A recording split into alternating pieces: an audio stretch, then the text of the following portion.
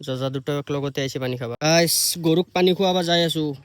আজি মা দেউতা ঘৰত নাই, সেইকাৰণে গৰুৰ পানী খুওৱা পাল পৰিল আমাৰ।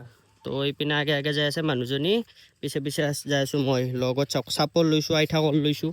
তো আজি গৰুক পানী খুৱাম। গৰুই পানী খাই না নাখায় সেইটো কিন্তু ধৰিব পৰা নাই। যি ৰ'দ দিছি বাপৰে, মোকে বাপ কোনে পানী খুৱাই আৰু মই যাই আছোঁ গৰুক পানী খুৱাবা। উপায় নাই গাইছ। এইকেইটা আমাৰ গৰু চাওক, এইটো এটা, সেইপিনে আৰু এটা আছে চাওক। চাওক আৰু এটা বস্তু চাব নেকি গাইছ, এই চাওক আমাৰ এই দুটা চানা হৈছে একে জজা চানা দুটা, মানে গৰুৰ দুটা জজা চানা হৈছে।